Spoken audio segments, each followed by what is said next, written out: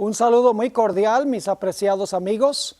Hoy vamos a continuar nuestro estudio con la parte número 2 del tema, la vindicación del carácter de Dios. Pero antes de comenzar con un repaso de lo que estudiamos en nuestro último tema, queremos pedir la bendición de Dios. Así que les invito, por favor, con reverencia, a inclinar sus rostros para orar.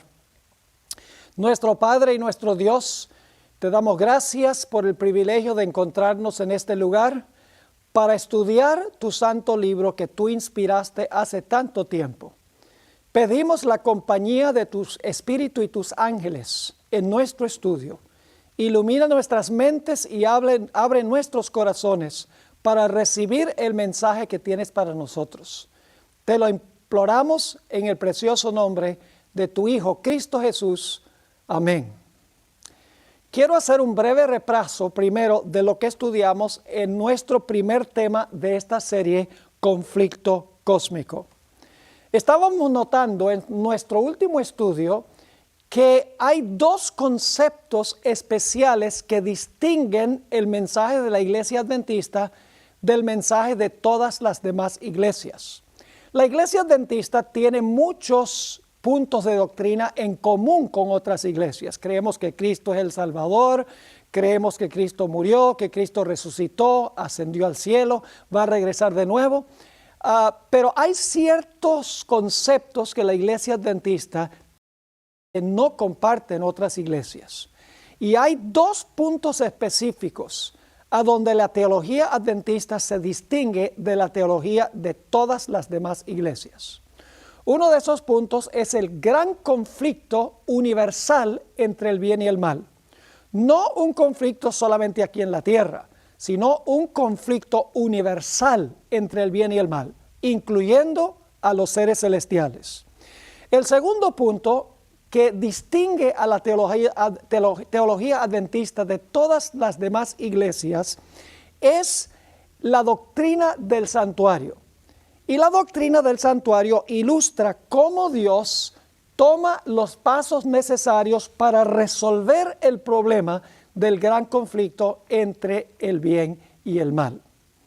Leímos dos citas de la escritora más prolífica en la historia de la Iglesia Adventista, Elena White, donde ella afirmó que la doctrina del santuario es el fundamento y el pilar central de toda la teología adventista. También nos dimos cuenta que ella afirmó que el propósito del plan de la salvación no era solamente salvar al ser humano, sino el propósito era vindicar, exonerar y justificar el carácter de Dios ante el universo. Notamos en nuestro primer estudio que había seres celestiales antes que existiese cualquier ser humano en este planeta. Es decir, había habitantes en otros mundos. Y además de eso estaba la hueste angélica cuando este mundo fue creado. Eso lo leímos en el libro de Job, el capítulo 38 y los versículos 4 hasta el versículo 7. Nos dimos cuenta que antes de la creación de este mundo, había un santuario celestial con un arca del pacto. A cada lado del arca se encontraba un ángel cubridor, un querubín cubridor. Y en el centro del arca se manifestaba la gloria de Dios, la presencia de Dios. La tapa del arca se llamaba el propiciatorio y allí era que descendía la gloria de Dios. Y los querubines a cada lado cubrían con sus alas el trono de Dios representado por el propiciatorio. Nos dimos cuenta que mucho tiempo antes de la creación de este mundo, esos dos querubines que estaban a cada extremo del trono de Dios estaban en perfecta armonía con el gobierno de Dios. Pero en determinado momento, uno de esos personajes que se conoce como Lucifer se llenó de celos en contra de Jesús. Y como resultado de los celos contra Jesús, decidió guerrear en contra del gobierno de Dios. No solamente estaba involucrado Jesús en el conflicto con este personaje, sino que este personaje se le inclusive contra el Padre, contra Dios el Padre. Y en Isaías 14, 12 al 14, como nos dimos cuenta en nuestro primer estudio, nos dice la Biblia que él declaró, que Lucifer declaró que él iba a llegar a ser como el Altísimo, iba a Dios de su trono. Pero él sabía que solo no podía hacerlo. Y por lo tanto empezó a influir sobre las huestes celestiales para tratar de ganar adeptos, para procurar ganar simpatizantes. La Biblia nos dice que para esto él tuvo que mentir, tuvo que regar calumnias y chismes en contra del carácter de Dios, tratando de hacer quedar mal a Dios. Y haciendo quedar mal a Dios ante los seres celestiales, logró, según la Biblia, conquistar a una tercera parte de los ángeles celestiales. Y debemos recordar que hay millones y millones de ángeles. Es decir, Lucifer, con sus argumentos mentirosos, logró conquistar a una tercera parte de todas las huestes angelicales que se unieron con él en su rebelión. Estábamos hablando también en nuestro primer tema sobre los argumentos que lanzó Lucifer en contra de Dios. En primer lugar, dijo que Dios hace acepción de personas, porque el Padre consultó a Jesús en cuanto a la creación de este mundo, pero no consultó a Lucifer. Es decir, Lucifer declaró: Dios el Padre tiene favoritos, tiene personas que Él favorece y a otros que favorece menos. Dios le da privilegios especiales a su Hijo por encima de todos los demás. Además de eso, Lucifer acusó a Dios de guardar secretos. Decía: ¿por qué razón es que el Padre le revela ciertos secretos a su Hijo y no se los revela a todos los seres celestiales?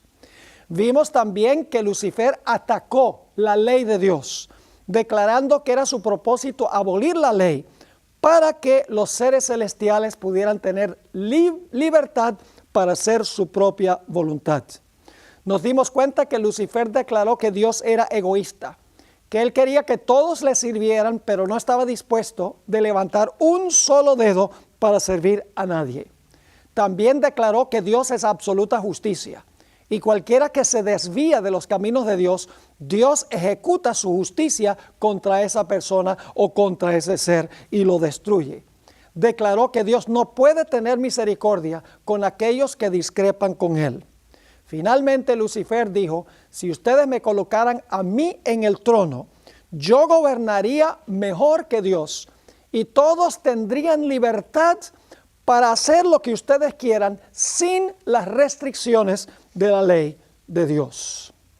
Y así fue que Lucifer logró conquistar a una tercera parte de los ángeles en su rebelión contra Dios, con la intención de que todos juntos derrocaran a Dios de su trono para colocar a Lucifer.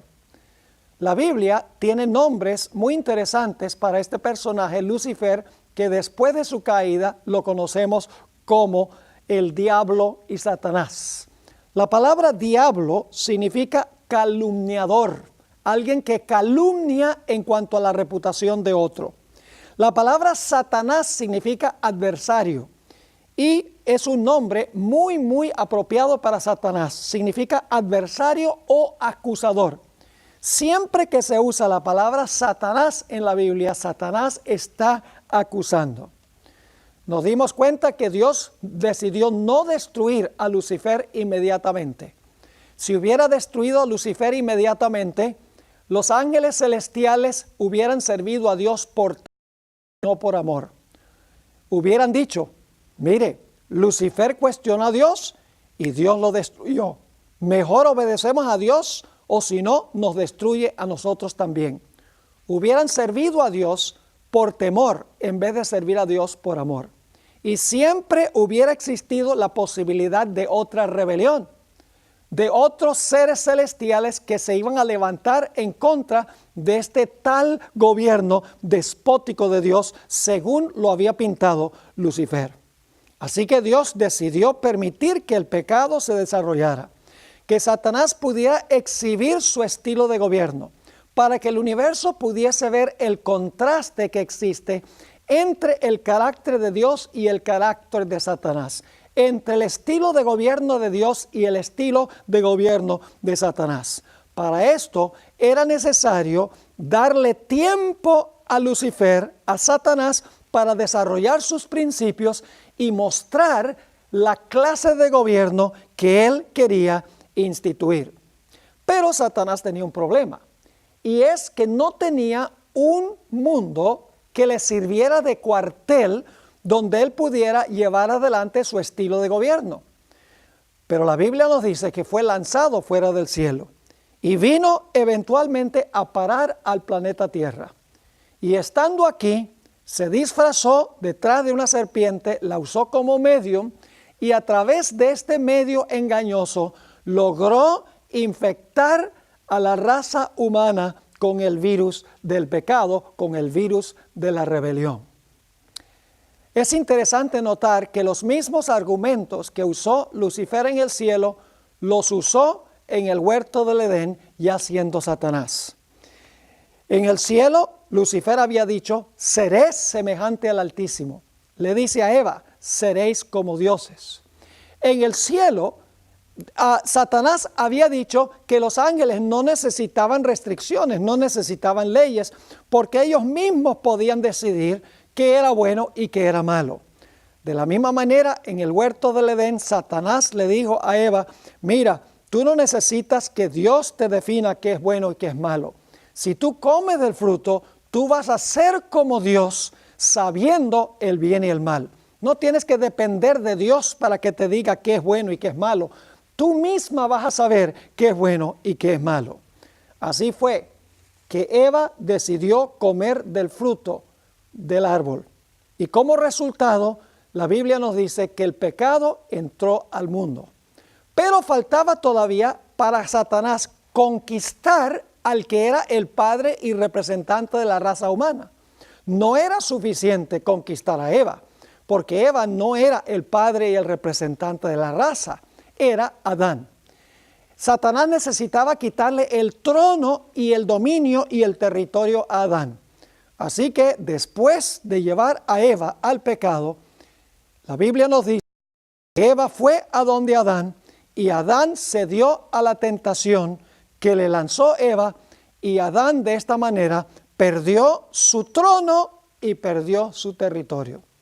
Es decir, Satanás ahora tenía un planeta a donde él podía desarrollar su estilo de gobierno, donde él pudiera desarrollar los principios del carácter de él. Y Dios permitió que él estableciera su solio aquí en este planeta. Y le dio la capacidad de demostrar cómo hubiera sido el gobierno de él si hubiese tomado el trono de Dios a nivel universal. Yo creo que todos estaríamos dispuestos a decir que el gobierno de Satanás ha sido un absoluto desastre. ¿Qué tal si hubiera tenido éxito en quitarle el trono a Dios? Todo el universo sería un desastre. Pero no lo sabríamos, al menos que Dios hubiese permitido que Satanás tomara dominio sobre el planeta y exhibiera los principios de su gobierno. En realidad, mis queridos amigos, el gran conflicto entre el bien y el mal es un conflicto que está siendo observado por los seres celestiales. En nuestro último tema leímos varios versículos que indican que los seres celestiales están muy involucrados en la problemática que existe en este mundo. Leímos, por ejemplo, 1 Corintios, el capítulo 4 y el versículo 9, donde dice que este mundo es un teatro, este mundo es un espectáculo al universo, a los ángeles y también a los seres humanos. Colosenses 1, 19 y 20 dice que Dios tiene que reconciliar con Él no solamente lo que está en la tierra, sino también lo que está en el cielo. Nos dimos cuenta que los seres celestiales se gozan cuando un pecador se arrepiente. En Lucas 15, 10 dice que Dios va a alegrarse junto con los seres celestiales cuando un pecador se entrega al Señor. También en Lucas 12 y el versículo 8 dice que Dios confesará nuestro nombre ante los ángeles si nosotros somos fieles al Señor. En Apocalipsis 3:5 nos dice exactamente lo mismo. Y en 1 de Pedro, el capítulo 1 y el versículo 12, dice que lo que anunciaron los profetas del Antiguo Testamento en cuanto a Cristo, los mismos ángeles desean entender estas cosas. Así que en la Sagrada Escritura encontramos abundante evidencia de que este mundo está siendo observado por los seres celestiales para ver el contraste entre el carácter de Dios y el carácter de Satanás, entre los principios del gobierno de Dios y los principios del gobierno de Satanás. Hay una historia bíblica que ilustra de una forma espectacular cómo el cielo está observando lo que está sucediendo aquí. Ese libro es el libro de Job. No tengo tiempo de entrar a todos los detalles en cuanto al libro de Job. Probablemente muchos de los que están viendo este programa conocen bien la historia. Pero encontramos en esta historia que se realiza una reunión en el cielo una vez, esto está en el capítulo 1, y fueron los representantes del universo a esa reunión, entre los cuales vino también Satanás. Ahora, la pregunta clave es ¿por qué vino Satanás a esa reunión de los representantes de todo el universo? La razón es sencilla. Satanás le quitó la posición a Adán como padre y representante y gobernante de este planeta. Es decir, cuando Adán escogió servir a Satanás, se convirtió en siervo y Satanás se convirtió en su señor. Y como todos han pecado, todos están en la misma situación.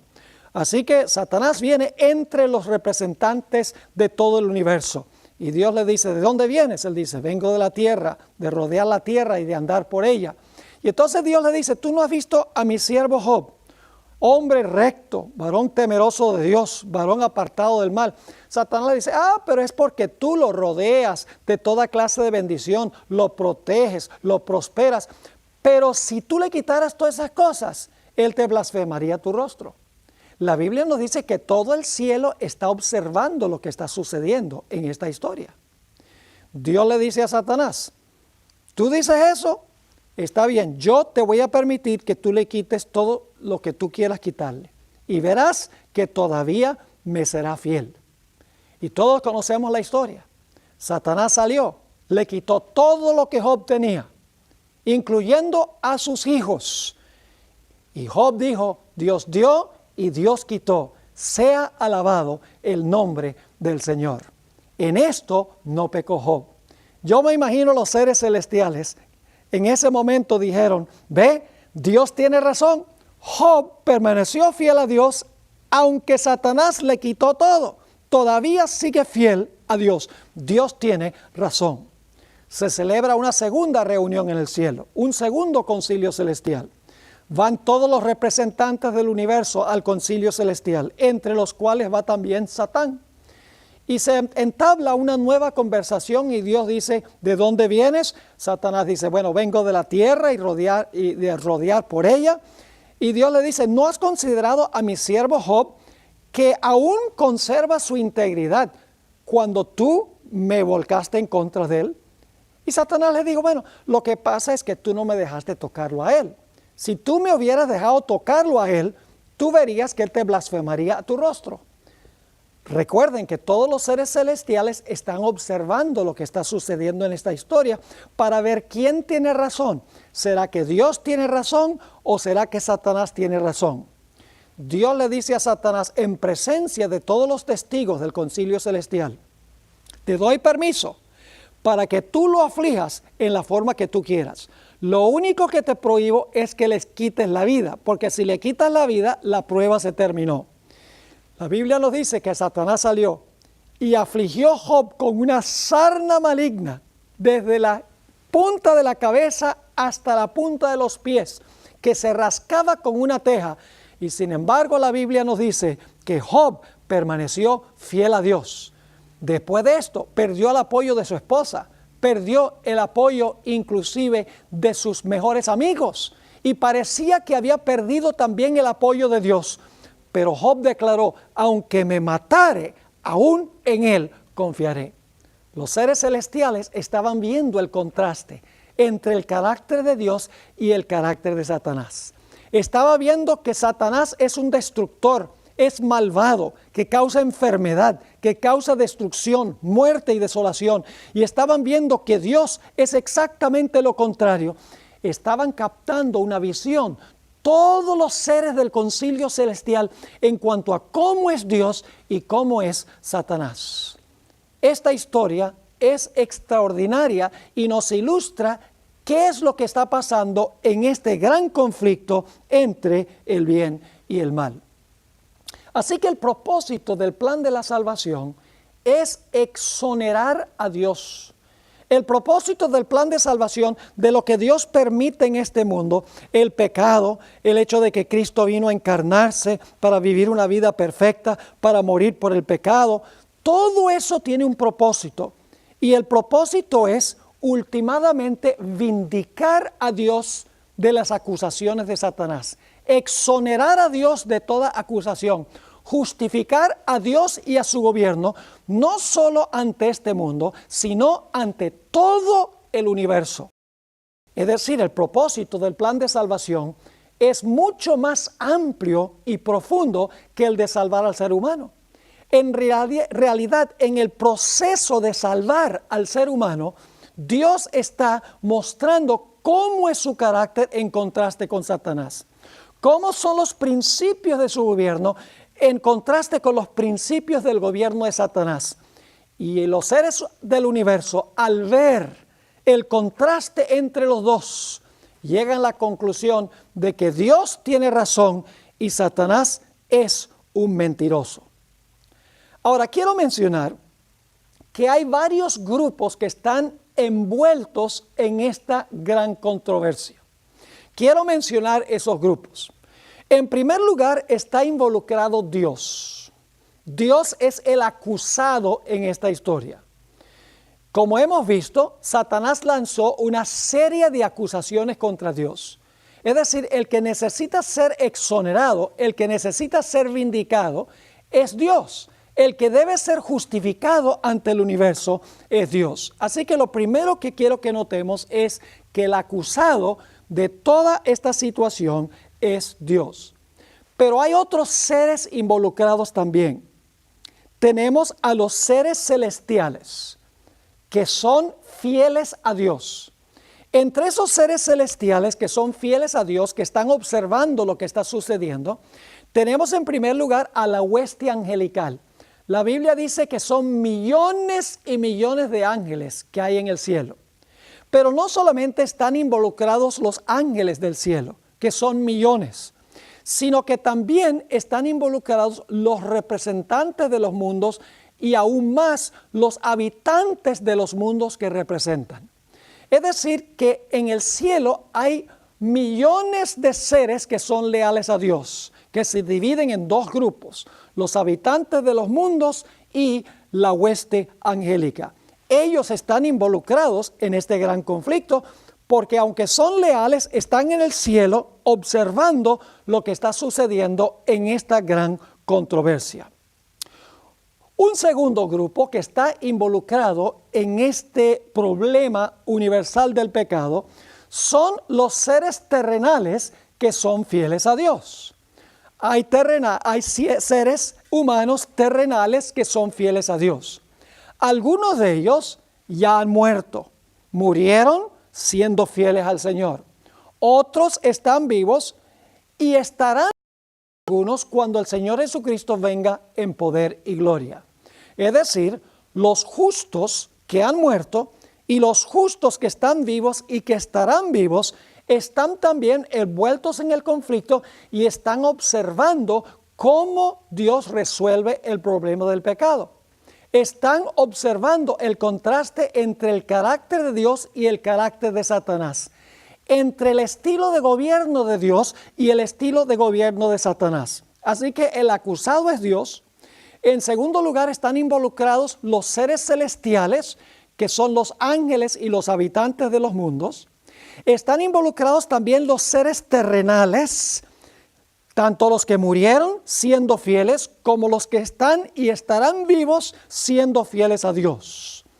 Hay un tercer grupo que está involucrado en esta gran controversia y son seres celestiales infieles. Estos son Satanás y sus ángeles.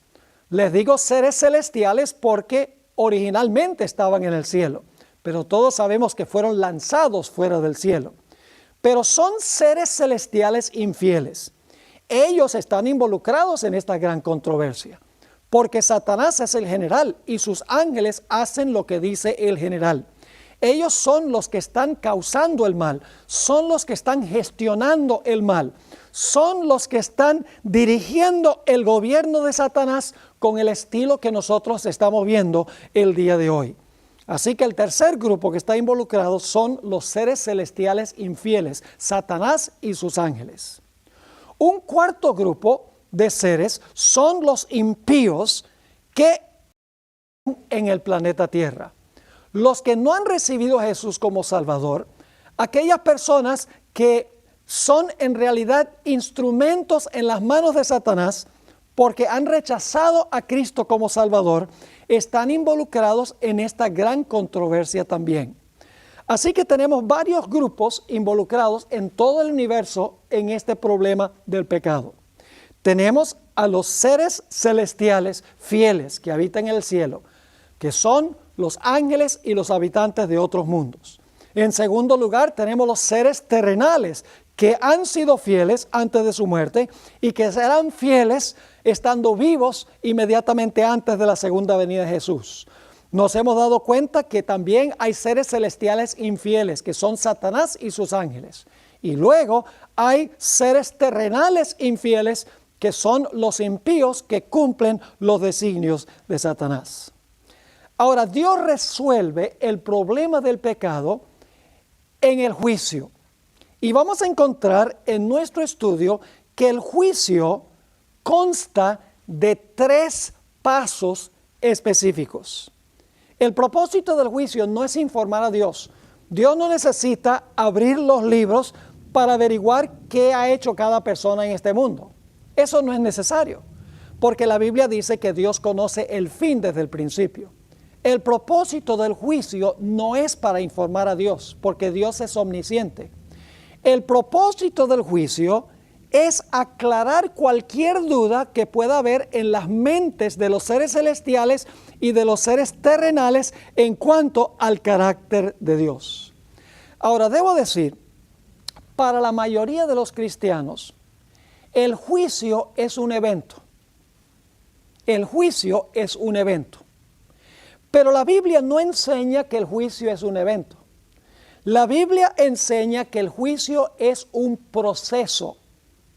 Es un proceso que consta de 3 pasos específicos. Y ustedes se preguntarán, ¿un proceso? Les explico. La Biblia enseña que el proceso del juicio comenzó en el año 1844. Allí se comenzó con el juicio de aquellos que han muerto en Cristo desde el principio del mundo. Ese juicio concluirá con los que estarán vivos inmediatamente antes de cerrarse la puerta de la gracia o la puerta de la oportunidad. Es decir, en 1844 comienza el juicio de los justos y ese juicio continúa hasta el momento cuando se cierra la puerta de la gracia. Obviamente ha pasado un largo tiempo desde 1844. No sabemos cuándo terminará el periodo de gracia, pero durante estos 2 puntos, empezando en 1844 y terminando con el cierre de gracia, el juicio se está realizando en el cielo examinando el caso de cada persona que profesó el nombre de Cristo como Salvador personal. Esto lo vamos a desmenuzar un poco más adelante en esta serie. Por ahora quiero que capten el cuadro general que estamos tratando de pintar. Así que el proceso ya ha durado largo tiempo, desde 1844. Continuará hasta el cierre de la puerta de la gracia. Ese es el primer paso en el proceso del juicio. Pero hay un segundo paso en el proceso del juicio.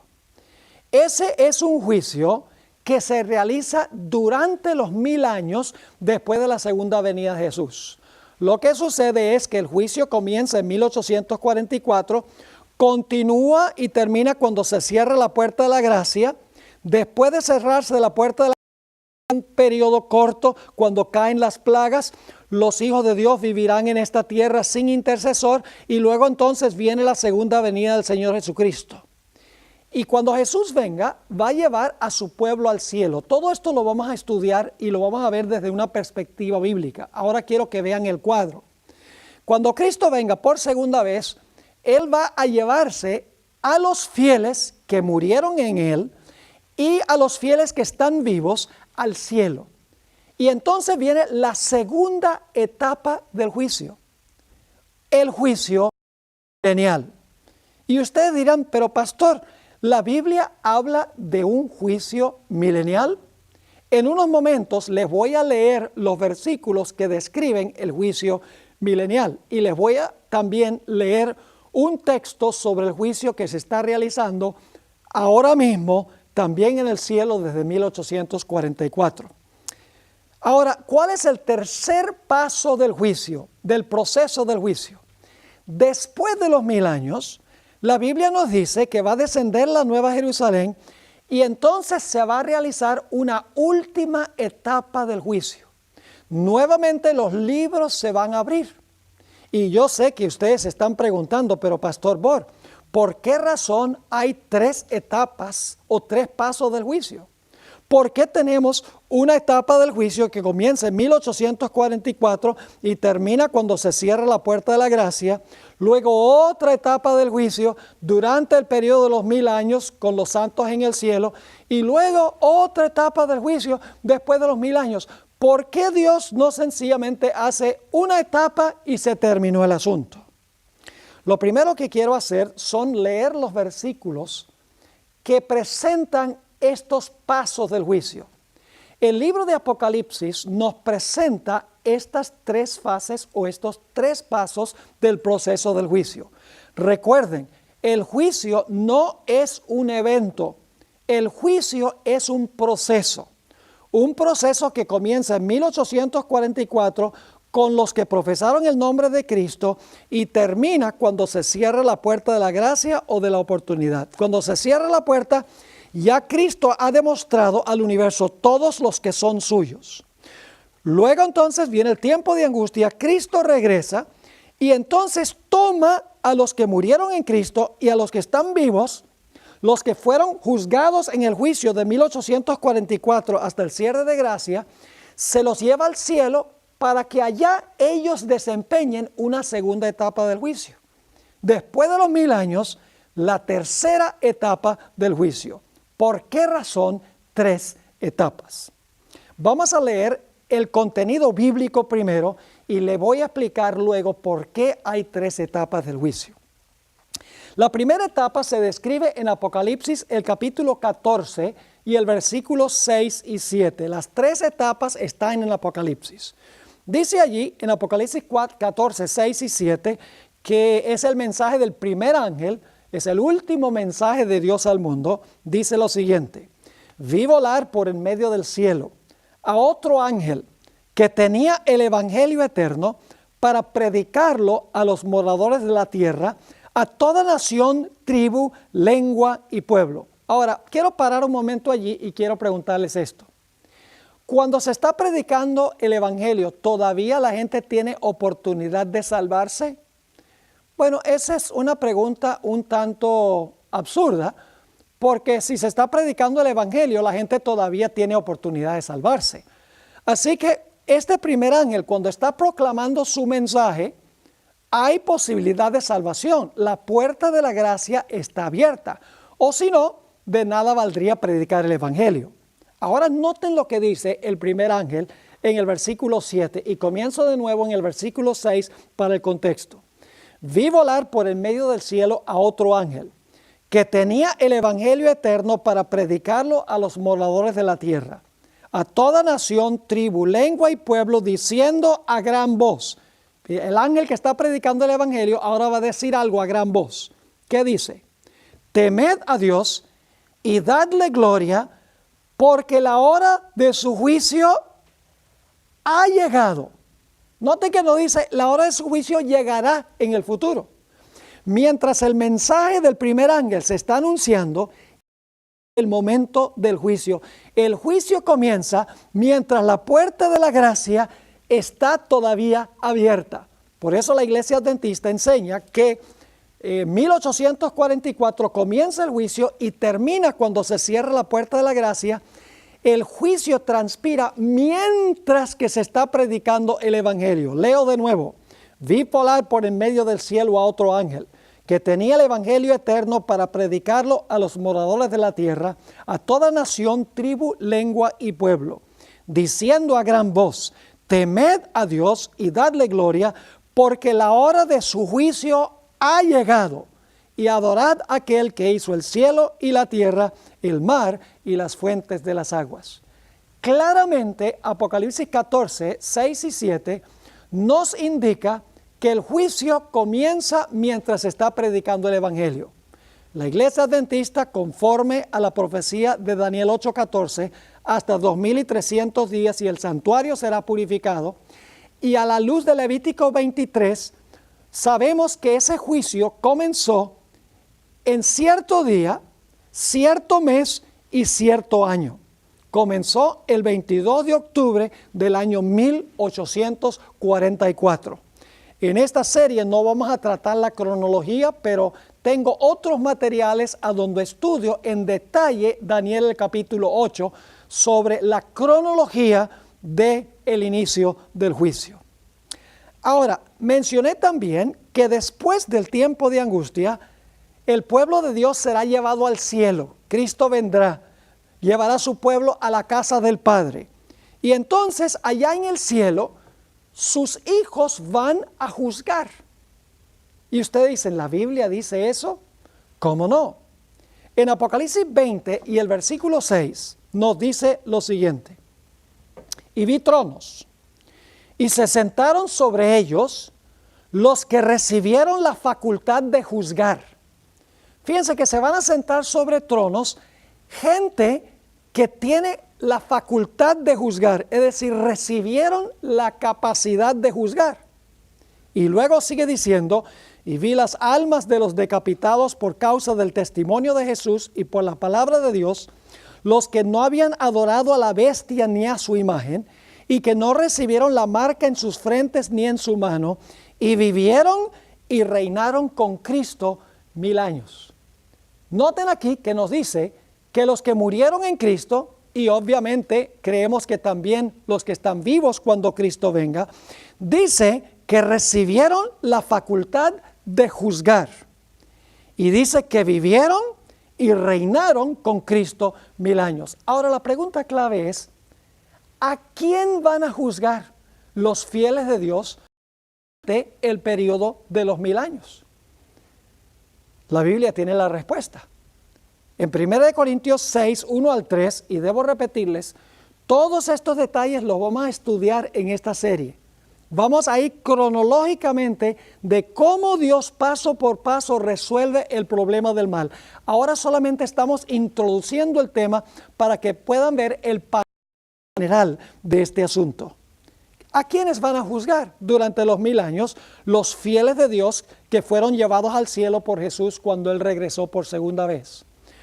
El apóstol Pablo en 1 Corintios, el capítulo 6 y el versículo 1 al 3, explica claramente a quiénes van a juzgar.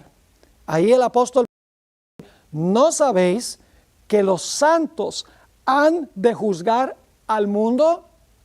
Ahora, cuando dice juzgar al mundo, la palabra mundo no se refiere a la composición material del planeta, sino que se refiere a aquellos que son mundanos, aquellos cuyo enfoque de su vida está en este mundo, es decir, los impíos, los que no recibieron la salvación.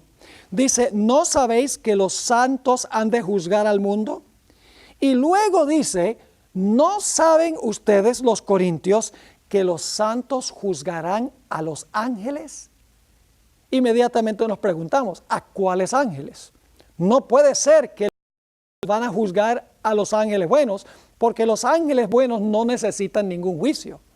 Obviamente, cuando dice el apóstol Pablo que los santos juzgarán al mundo, significa que van a juzgar a los impíos que se quedaron en la tierra cuando Jesús se llevó a los salvos al cielo.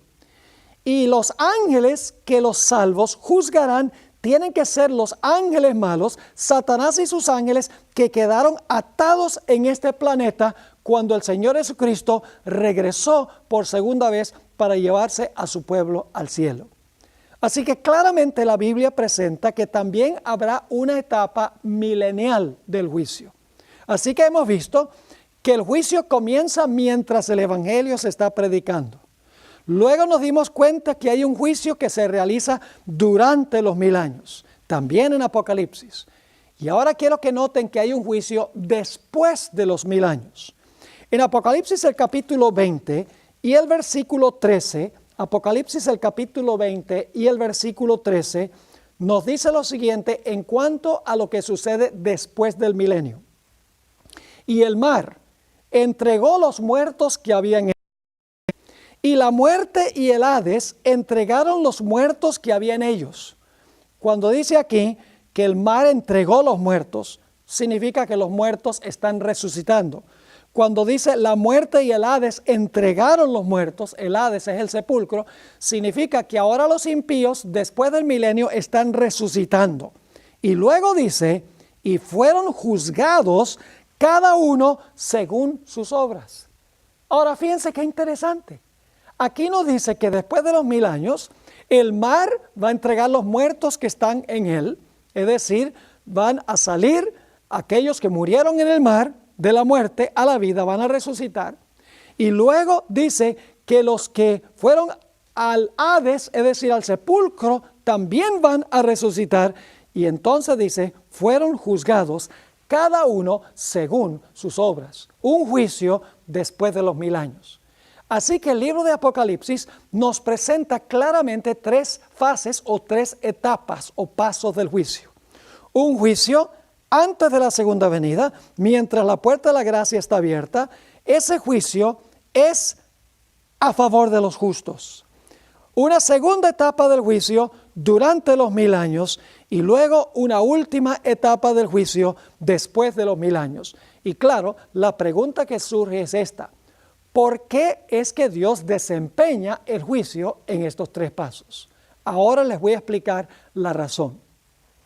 La razón por la cual Dios tiene que juzgar y mostrar los registros de los que Jesús es que Él tiene que demostrarle al universo que Él no se está llevando arbitrariamente a un grupo de personas al cielo. Tiene que mostrar claramente que las personas que Él se va a llevar, tanto los que murieron antes de su venida como los que están vivos cuando Él venga, tiene que demostrar que ellos recibieron a Cristo como Salvador personal, que el fruto de su vida demostró que recibieron a Jesús. Él tiene que mostrar que este grupo tiene derecho a la vida eterna. No es porque Dios no lo sepa, es porque los seres celestiales necesitan entender que Dios no es arbitrario en llevarse a este grupo. Ahora, ¿por qué hay que juzgar a este grupo antes de la segunda venida? La respuesta es obvia. Si Cristo se los va a llevar al cielo en la segunda venida, pues tiene que haber demostrado de antemano que son dignos de ser llevados, o si no, no habría la posibilidad de llevárselos al cielo sin que hubiese dudas en las mentes de las personas que han presenciado los casos de cada uno de ellos. Es decir, como Jesús se va a llevar a los justos al cielo en la segunda venida, es necesario demostrar que ellos eran dignos de ser llevados antes de que Cristo viniera. Es decir, el propósito de esta etapa del juicio es demostrarle a todos los seres celestiales, a los ángeles y los habitantes de los mundos que nunca pecaron, mostrarles que Dios es justo y verdadero en llevarse a este grupo al cielo, que Él tiene derecho de llevarse a los justos al cielo. Se ha visto cada caso y se ha demostrado que Dios no decidió arbitrariamente quiénes iban a ir y quiénes no, sino que Dios demostró que estos recibieron a Jesús y que Jesús se los puede llevar. esta etapa del juicio, antes de la segunda venida, es para convencer a los seres celestiales que Dios actuó correctamente en cada caso de los justos que Jesús se va a llevar. Ahora, ¿cuál es el propósito de la etapa del juicio durante los 1000 años? Indudablemente, cuando los salvos estén en el cielo, juzgando durante los 1000 años, va a resultar un fenómeno muy interesante. Y es que hay gente que estábamos seguros que iban a estar allí, que no están. Y hay gente que está allí que nunca pensábamos que podían ir. Inmediatamente surgen preguntas. ¿Por qué estos individuos que nunca esperábamos ver aquí están? ¿Y por qué estos individuos que esperábamos ver aquí no están? Dios ahora va a abrir los libros de los impíos para mostrarle a los salvos por qué es que los impíos no fueron traídos al cielo. Que Dios no fue arbitrario, que Dios fue absolutamente correcto en dejar a todos los impíos en el planeta Tierra. Se van a abrir los casos de todos los impíos. El propósito no es solamente convencer a los seres celestiales de que Dios obró correctamente a los impíos, sino también el propósito es convencer a los salvos del mismo hecho que Dios actuó correctamente en dejar en el planeta muertos a los impíos por no haber recibido a Jesús como Salvador personal. Es decir, la segunda etapa del juicio tiene el propósito de convencer a los seres celestiales que Dios obró justamente en dejar muertos en la tierra durante el milenio a los impíos, y también de convencer a los salvos de que Dios actuó correctamente en dejar a esa gente allá y en salvar a los que están en el cielo que nunca se esperaban que estuviesen allí. Ahora los salvos van a entender por qué esas personas que parecían ser moralmente buenas no llegaron al cielo, no recibieron a Cristo como Salvador personal. Nuevamente, el propósito del juicio, mis queridos amigos, es exonerar a Dios, es justificar a Dios. El propósito es vindicar a Dios. Dios no va a dejar cabos sin atar. Dios va a demostrar ante todos los seres celestiales: yo tengo razón en llevarme a esta gente al cielo. Ustedes vieron cada caso y saben que cada uno recibió a Cristo como Salvador personal, lo manifestó en su vida, y ustedes saben que tengo derecho de llevármelos.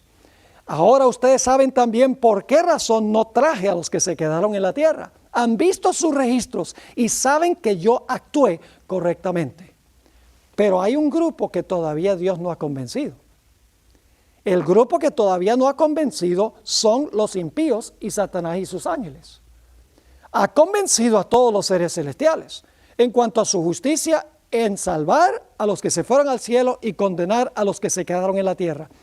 Pero todavía resta por convencer a los impíos de por qué ellos se perdieron y mostrarle a Satanás y a sus ángeles el fruto de su rebelión. Por esa razón, después de los 1000 años, los otros muertos que representan a los impíos van a resucitar de los muertos.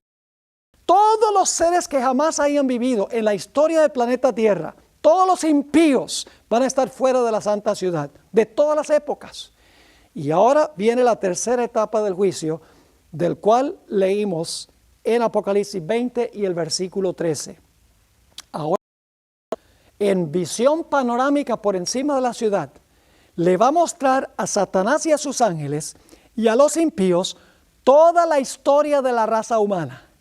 Y va a mostrar las decisiones que cada uno de ellos tomaron en el curso de la historia de la raza humana. Le va a mostrar a los impíos las oportunidades de salvación que tuvieron y cómo rechazaron esas oportunidades.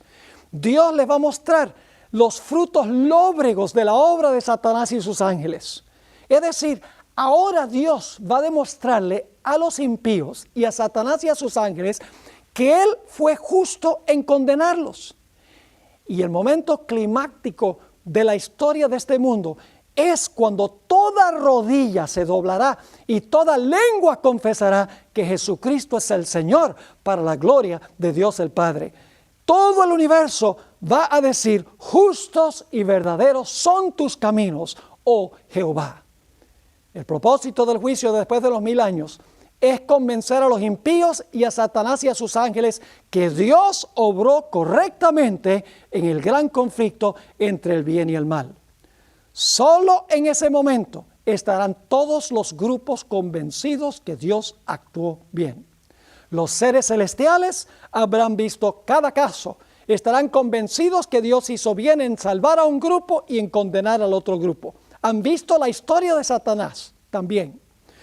Los salvos que fueron al cielo durante los 1000 años también entenderán perfectamente que Dios condenó a los impíos justamente, que les dio la oportunidad de salvación. Va a demostrar Dios también a los salvos que Él fue justo y verdadero en llevarse a los que se salvaron al cielo. Y después de los 1000 años, Dios inclusive va a convencer a los impíos y a Satanás y a sus ángeles que Él obró correctamente en el gran conflicto entre el bien y el mal. Solo en ese momento, todo el universo estará convencido de que el plan de gobierno de Dios es bueno y el de Satanás es malo. Todos estarán convencidos de que Dios es bueno en su carácter, mientras que Satanás es malévolo en su carácter. Solo en ese momento podrá Dios terminar con el pecado y con los pecadores. Ahora podemos entender la razón del juicio en 3 etapas. El juicio, repito, no es un evento. La Biblia dice que es un proceso. Yo sé que algunos usan el credo que Cristo vendrá a juzgar a los vivos y a los muertos. Es decir, en su segunda venida el juicio y ya no lo enseña la Biblia. La Biblia enseña que el juicio es un proceso. Ahora, quiero recalcar un último punto antes de terminar. Y es que cada etapa, cada una de las etapas del juicio, cada uno de los 3 pasos del juicio consta de 3 partes. Y ustedes dicen, ¿cada etapa consta de 3 partes? ¿Cuáles son las 3 partes? Les explico. El primer paso o la primera parte es investigación. El segundo paso es dictar la sentencia. Y el tercer paso es la ejecución o la implementación de la sentencia. Es decir, cada etapa, la etapa antes de la segunda venida, la etapa durante los 1000 años y la etapa después de los 1000 años, consta de 3 pasos cada una de esas etapas. El primer paso es investigar el caso. Se van a abrir los libros, se van a mostrar las vidas de cada persona. Después de investigar la vida, viene el segundo paso. El segundo paso es dictar sentencia a base de lo que se investigó. Y luego llegará el momento en que la sentencia se ejecutará o se implementará dependiendo de la sentencia y la investigación que se ha hecho de antemano. Saben que este es el proceso que siguen los países democráticos del mundo. Ustedes lo saben. Cuando va un caso a un tribunal, lo primero que se hace es investigar la evidencia.